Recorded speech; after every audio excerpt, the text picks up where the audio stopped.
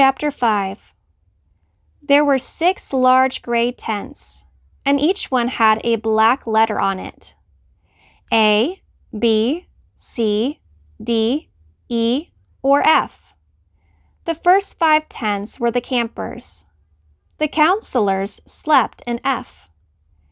Stanley was assigned to D tent. Mr. Pendensky was his counselor.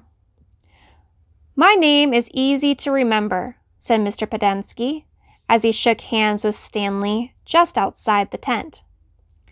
"3 easy words. Pendansky." Mr. Sir returned to the office. Mr. Pendensky was younger than Mr. Sir, and not nearly as scary looking. The top of his head was shaved so close it was almost bald, but his face was covered in a thick, curly black beard. His nose was badly sunburned. "Mr. Sir isn't really so bad," said Mr. Pendensky. "He's just been in a bad mood ever since he quit smoking. The person you've got to worry about is the warden.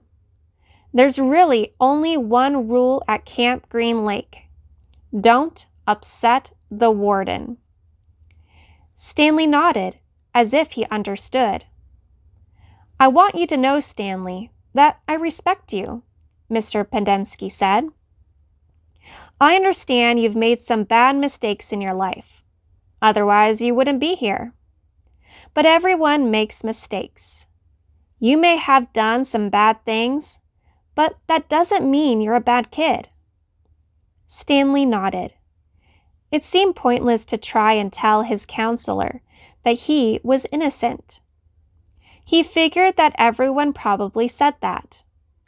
He didn't want Mr. Pendensky to think he had a bad attitude. "I'm going to help you turn your life around," said his counselor. "But you're going to have to help too. Can I count on your help?" "Yes, sir," Stanley said. Mr. Pendensky said, "Good," and patted Stanley on the back. 2 boys, each carrying a shovel, were coming across the compound. Mr. Pendensky called to them, "Rex, Alan, I want you to come say hello to Stanley. He's the newest member of our team." The boys glanced warily at Stanley. They were dripping with sweat, and their faces were so dirty that it took Stanley a moment to notice that one kid was white and the other black. "What happened to Barf Bag?" asked the black kid. "Louis is still in the hospital," said Mr. Pendensky. "He won't be returning." He told the boys to come shake Stanley's hand and introduce themselves, like gentlemen. "Hi," said the white kid, grunted. "That's Alan," said Mr. Pendensky. "My name's not Alan," the boy said. "It's Squid, and that's X-Ray." "Hey," said X-Ray. He smiled and shook Stanley's hand. He wore glasses, but they were so dirty that Stanley wondered how he could see out of them. Mr. Pendensky told Alan to go to the rec hall and bring the other boys to meet Stanley. Then he led him inside the tent. There were 7 cots, each one less than 2 feet from the one next to it. "Which was Louis's cot?" Mr. Pendensky asked. "Barf Bag slept here," said X-Ray, kicking at one of the beds. "All right, Stanley, that'll be yours," said Mr. Pendensky. Stanley looked at the cot and nodded.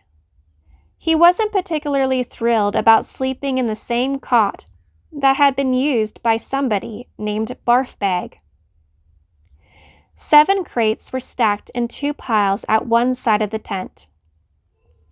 The open end of the crates faced outward.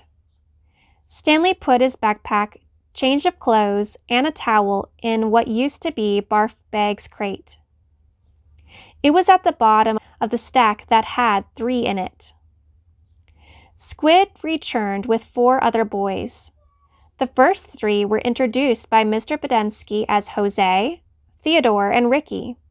They called themselves Magnet, Armpit, and Zigzag. They all have nicknames, explained Mr. Podensky. However, I prefer to use the names their parents gave them. The names that society will recognize them by when they return to become useful and hard-working members of society. It ain't just a nickname, X-Ray told Podensky. He tapped the rim of his glasses. I can see inside you, Mom. You've got a big, fat heart. The last boy either didn't have a real name or else he didn't have a nickname. Both Mr. Podensky and X-Ray called him Zero. You know why his name's Zero? Asked Mr. Podensky. Because there's nothing inside his head. He smiled and playfully shook Zero's shoulder. Zero said nothing. And that's Mom, a boy said. Mr. Podensky smiled at him. If it makes you feel better to call me Mom, Theodore, go ahead and call me Mom. He turned to Stanley. If you have questions, Theodore will help you. You got that, Theodore? I'm depending on you. Theodore spit a thin line of saliva between his teeth, causing some of the other boys to complain about the need to keep their home sanitary. You were all new here once, said Mr. Podensky, and you all know what it feels like. I'm counting on every one of you to help Stanley. Stanley looked at the ground. Mr. Podensky left the tent, and soon the other boys began to file out as well, taking their towels and change of clothes with them. Stanley was relieved to be left alone, but he was so thirsty he felt as if he would die if he didn't get something to drink soon. Hey, Theodore, he said, going after him. Do you know where I can fill my canteen? Theodore whirled and grabbed Stanley by his collar. My name's not Theodore, he said. It's Armpit. He threw Stanley to the ground. Stanley stared up at him, terrified. There's a water spigot on the wall of the shower stall. Thanks, Armpit, said Stanley. As he watched the boy turn and walk away, he couldn't for the life of him figure out why anyone would want to be called Armpit.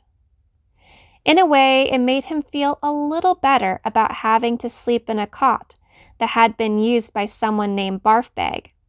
Maybe it was a term of respect.